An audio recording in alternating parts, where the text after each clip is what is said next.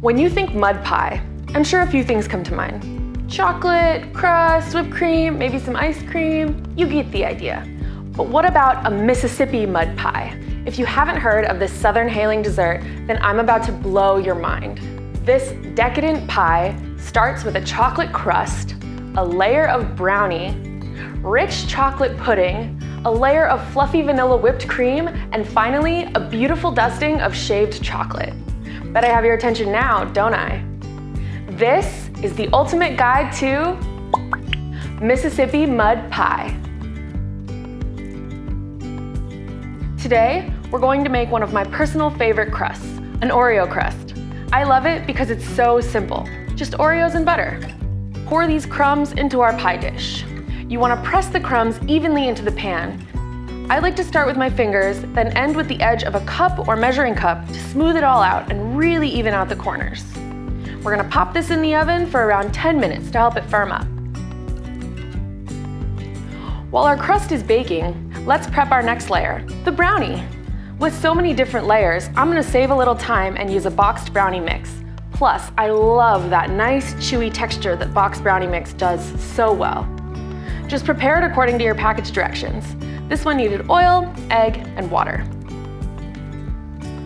Pour the batter over the Oreo crust, then pop it back in the oven. You want to cook the brownie until the toothpick comes out clean, 10 to 15 minutes. Once the brownie is cooked, then let it come to room temperature and put it in the fridge or freezer to cool.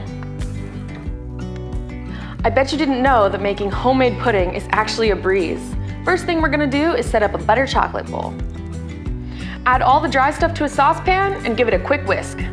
Slowly whisk in the milk, and trust me, it will combine eventually. Then finally the yolks. Now we'll just bring her to a boil.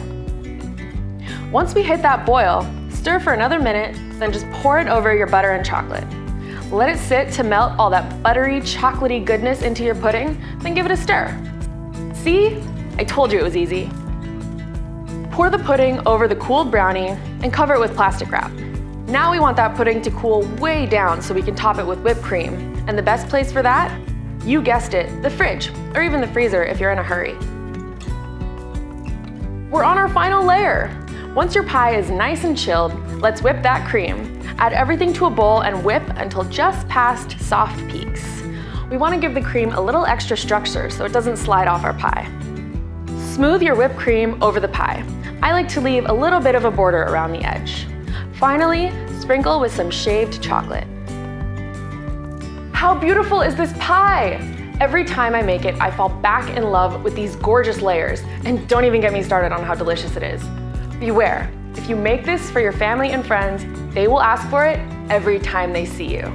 Let me know which layer is your favorite.